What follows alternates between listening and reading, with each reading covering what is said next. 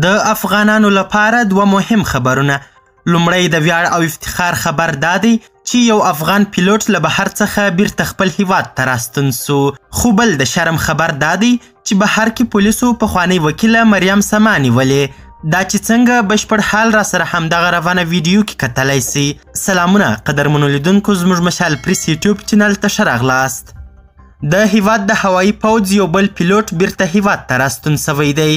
د دفاع وزارت ویلي چې د تیر جمهوري دولت د هوایي ځواکونو یو تن پیلوټ چې واک ته د اسلامي امارت ته رسیدو وروسته جرمني ته کډوال سوی و، نن بیرته له خپلې کورنۍ سره یو ځای بیرته هیواد ته راستون سوی دی څو خپل کار پیل او د افغانستان په پرمختګ کې ونډه واخلي.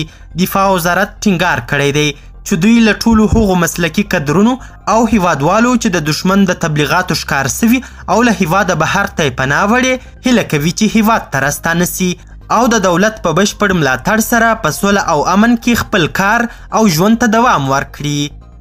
او بل خبر هم دا چې مریم سما پولیسو ونیول. د افغانستان د ولسي جرګې پخوانۍ وکیله مریم سما د البانیا پولیسو نیولې ده. ویل کېږي چې هغه د جعلي ډالرو د ویشلو په تور نیول سوې ده. تر اوسه دقیقه نه ده معلومه چې هغې جعلي ډالر د څه لپاره ویشلي وو، خو تر دې وړاندې د پخواني حکومت د جوزجان والي په ایران کې د 3 لکو ډالرو سره په دې تور نیول سوی و چې افغان کډوال د پیسو په بدل کې د اوکراین جګړې ته استول.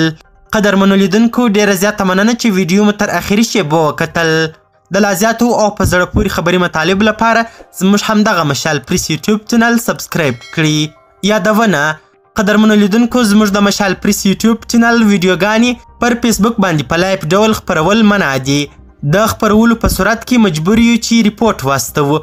تر بیا او بلې ویډیو ښه وخت او ښې چارې. د الله په امان.